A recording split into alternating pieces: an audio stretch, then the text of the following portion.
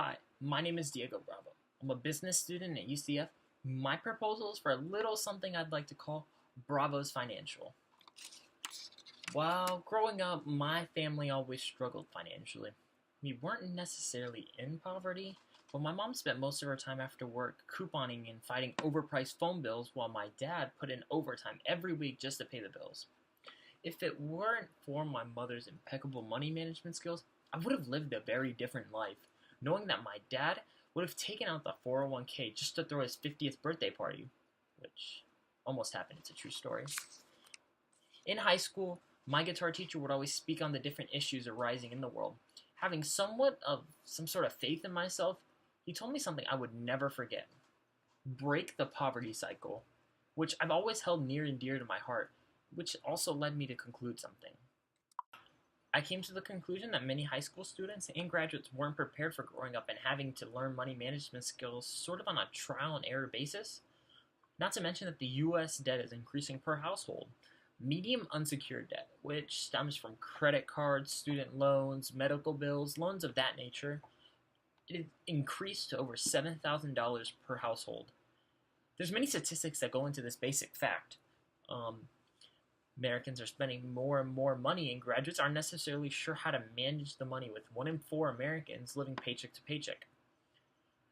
Focusing especially on minority ethnic groups, there's a prevalent routine that my favorite teacher acknowledged as the poverty cycle.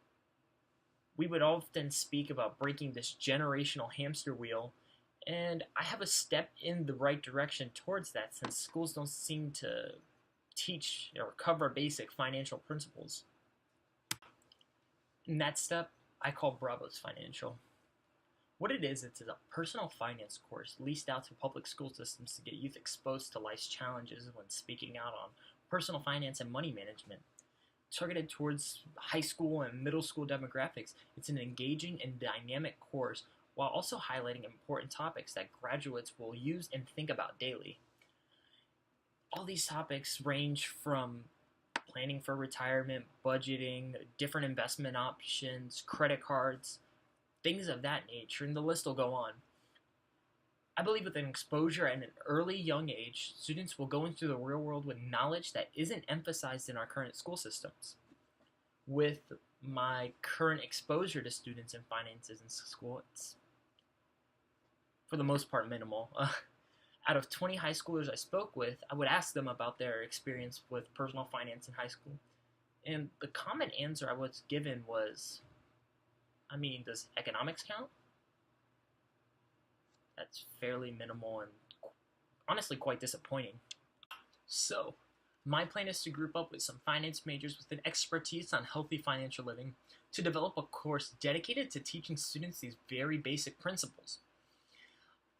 Honestly, I want students to feel like what they're learning applies specifically to them, and they're taught skills that will positively influence their future.